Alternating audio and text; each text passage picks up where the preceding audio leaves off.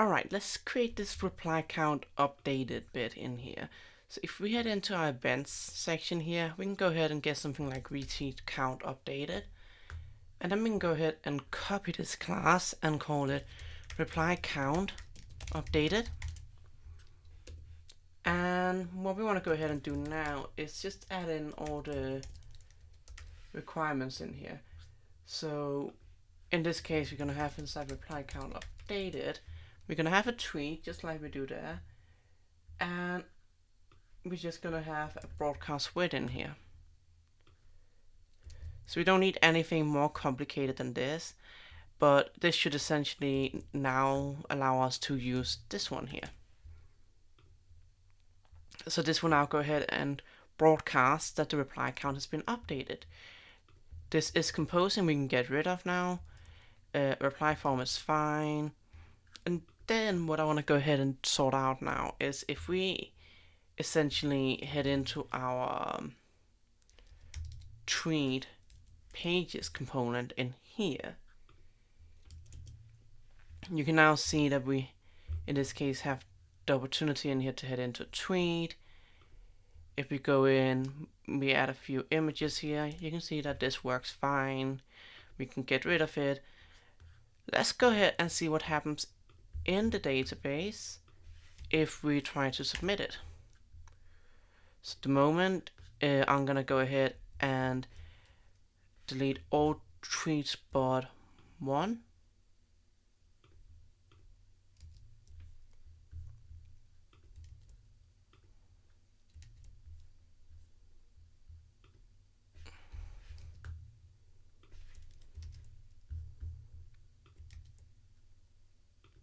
I'm gonna just say hi. Let's see what happens. Nothing happens. Okay, so inside our reply code here,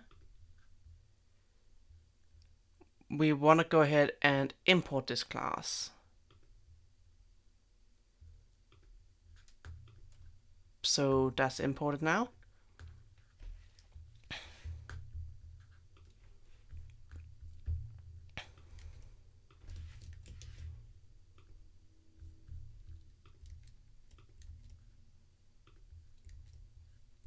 And we still don't get the reply created in here. So in this case, we're going in with the user here. We're already logged in, we know that. Let's just go ahead and take a look inside our component here. In here we have this X data, where we're going to wire entangle form the body.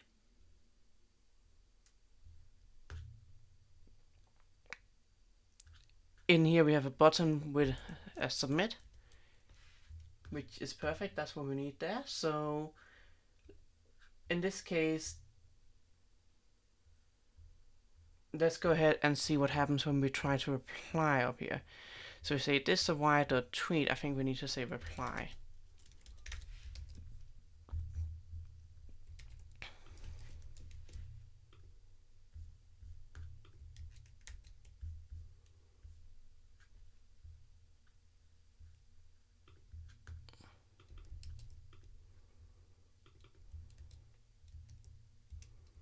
Although we could just call it tweet. So let's try to see if that works.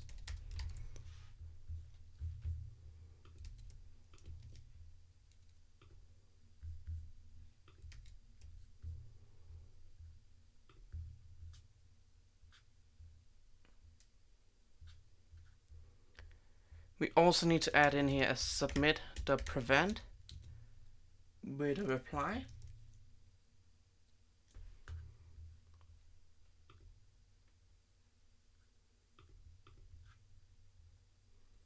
And that should hopefully make it work.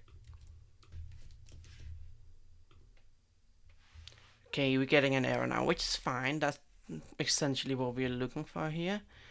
So this text area now is not really properly hooked up properly. So that's essentially why it's erroring out.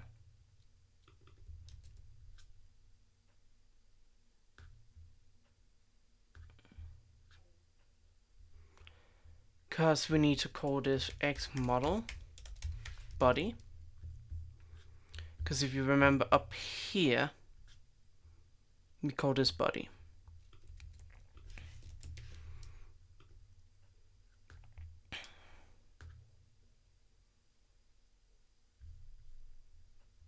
And we also, in this case in here, don't call it content, we call it body. So let's go ahead and fix that.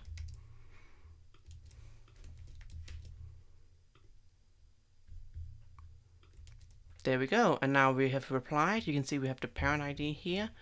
So if we go ahead and refresh, it comes down here below. Perfect. But we also want to make sure this actually gets added in real time. And we need to essentially take a look at that a bit deeper to see exactly what's going on. But let's take a look at it. Let's open up the tweet pages in here. So if we take a look, we want to essentially first and foremost add the reply on our end in real time, at least at the bare minimum. So we can say add reply here. This is essentially the event we're calling here. And inside this one, we want the reply. We're going to have a void here. And in this case, we're just going to prepend this to the children, which is a collection here. So let's say hello. Didn't get added, but we did get it into the database. So let's take a look at why that is. And that's because we, of course, need to have on add reply, and we need to import this class as well for it to work. There we go. Now it adds it automatically. So we can essentially take a similar approach to real-time functionality like we did in the timeline for this.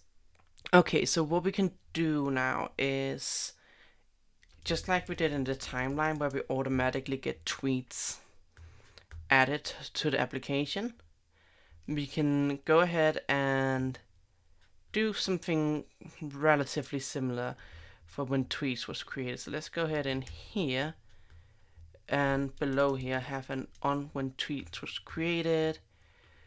And in this case, we'll go ahead and say this children prepend. However, before we get to this point, it's crucial to ensure that the parent ID matches the parent. So for now, we will not add a check-in for now, but this is quite important for it to work. So hopefully this should work, but otherwise we will just get every single tweet added into it. Once you refresh, it'll get deleted and it will continue doing that. So we need to have some sort of check. So what I'm gonna go ahead and do is open up Safari here. Okay, so I'm gonna tweet this now. And let's just try again and say, hi, Taylor. And we get it automatically.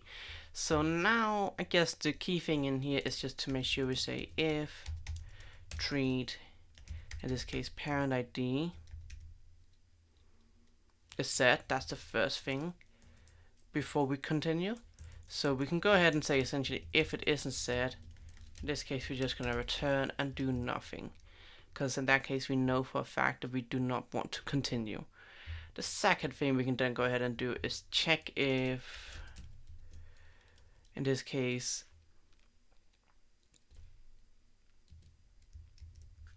we have this tweet here, so the tweet we're replying to, and we can get the ID there. So if that is the case, we want to go ahead and prepend it, but only if that's the case. So I'm gonna go ahead and actually delete some of these in here. Gonna refresh. I'm gonna say something like hi Taylor. There we go. And this works in real time. We can reply to someone. And what happens if we try to upload an image, for example? Say hi.